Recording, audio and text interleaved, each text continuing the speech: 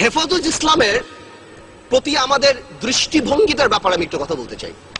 মাই speaker, আমি দেখলাম আলামা শফি সাহেব 90 বছর বয়স হেলিকপ্টার করে কোথায় গিয়েছেন। বড় নিউজ পেপারে চলে আসলো আলামা শফি সাহেব হেলিকপ্টারে গিয়েছেন। কোথায় টাকা পেল? আমাদের তোফায়েল আহমেদ সাহেব গত 4 বছরে 40 বার ভোলাতে হেলিকপ্টারে গিয়েছেন। এই ব্যাপারে কিন্তু কেউ প্রশ্ন করলেন না। আমি মনে করি মাননীয় স্পিকার, আপনারা আমাকে একটু মাফ করবেন, আপনারা আমাদের ঐক্যতাও আমি একটু কথা বলে নিই। মাননীয় স্পিকার, গত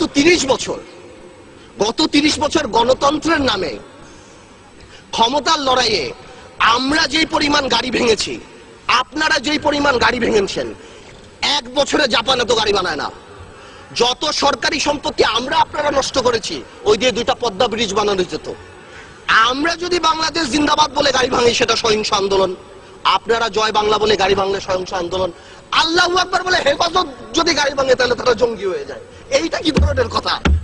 মাননীয় স্পিকার, জঙ্গি কেন বলছি? জঙ্গি is a very dangerous term. আমরা যখন এখানে লোকাল পলিটিক্সের জন্য জঙ্গি বলি, বিদেশে আমাদের ভাবমূর্তি সাংঘাতিক ভাবে নষ্ট হয়।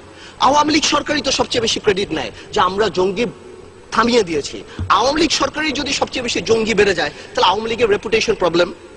হেফাজত ইসলাম নিয়ে আরেকটা কথা বলছি। আওয়ামী লীগের যে পলিটিক্যাল ক্রাইসিস যেটা দেখা গিয়েছে, হেফাজত ইসলাম আসলো কেন? মাননীয় স্পিকার, হেফাজত ইসলাম কিন্তু আসেনি যখন আমরা বিভিন্ন জায়গায় মদের লাইসেন্স দেই, যখন আমরা সিনেমা হল ওপেনিং এ মিলাদ দেই, যখন আমরা ব্যাংক ওপেন করি মিলাদ দিয়ে, তখন কি হেফাজত আসবে? হেফাজত ইসলাম এসেছে যখন সর্বকালের সর্বশ্রেষ্ঠ মানব নবী করিম সাল্লাল্লাহু আলাইহি ওয়াসাল্লাম, সকল মুসলমানের হৃদয়ের স্পন্দন, তাকে নিয়ে কটাক্ষ করা হয়েছে।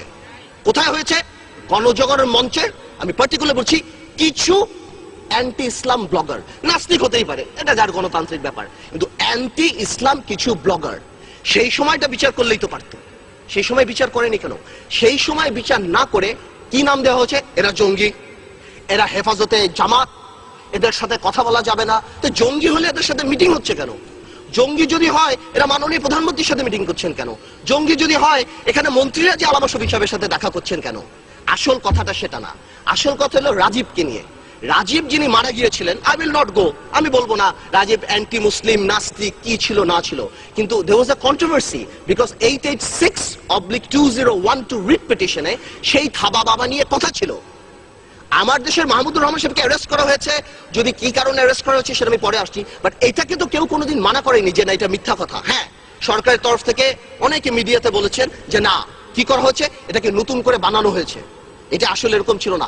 আসলে ব্যাপারটা কি, যদি নতুন করেই বানানো হয়, থাবা বাবা যদি আসলে রাজীবের না হয়ে থাকে, তাহলে ওটা কেন সত্য হবে যে ওই 4 জন যারা মার্ডার করলো তারা ওই থাবা বাবা পরে রাজীবকে মার্ডার করলো? তার মানে থাবা বাবা আগেই ছিল। আওয়ামী লীগের টেকনিক্যাল প্রবলেম হয়ে গেছে।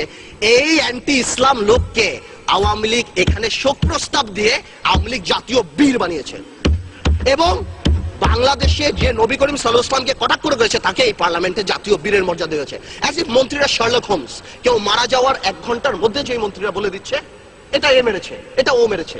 তো জামাত ইসলামী যে খুব, শিবির যে খুব ভালো, আমি তা বলছি না, কিন্তু শিবির যদি মেরে থাকে, আমার কথা চলো, এবং এতে যদি জামাত ইসলামী রাজনীতি না করতে পারে, তাহলে বিশ্বজিৎ মারা যাওয়ার পর ছাত্রলীগ কিভাবে রাজনীতি করে বাংলাদেশে? আমার প্রশ্ন সেটা।